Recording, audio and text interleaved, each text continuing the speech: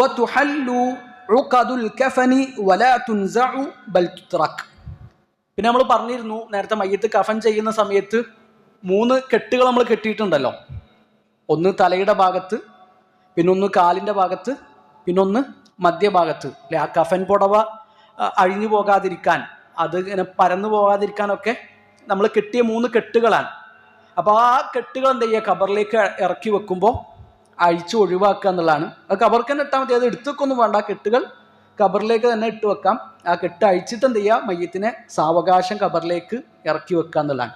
അവിടെ കഫൻ ചെയ്യുന്ന സമയത്ത് നമ്മൾ പറഞ്ഞിരുന്നു, ഇപ്പോൾ മയ്യത്തിൻ്റെ തലഭാഗത്തും അതുപോലെ തന്നെ കാലുഭാഗത്തൊക്കെ കുറച്ച് അധികം തുണി വെച്ചിട്ടുണ്ടാകും. എന്ന് വെച്ചാൽ ഖബറിലേക്ക് ഇറക്കി വെക്കാനുള്ളൊരു സൗകര്യത്തിന് കൂടിയാണത്. 2 ആൾക്ക് 2 തലക്ക് പിടിച്ചിട്ട് മധ്യഭാഗത്ത് വേറൊരു ചെറിയ തോർത്തോ കാര്യങ്ങളൊക്കെ അടിയിലൂടെ വെച്ചിട്ട് അങ്ങനെ 3 ആൾക്ക് എന്ത് ചെയ്യാം, ആ മയ്യത്ത് വളരെ സാവകാശം മയ്യത്തിനോടുള്ള ആദരവൊക്കെ പാലിച്ചുകൊണ്ട് എന്ത് ചെയ്യുക, പതുക്കെ ഖബറിലേക്ക് ഇറക്കി വെക്കുകയാണ് ചെയ്യേണ്ടത്.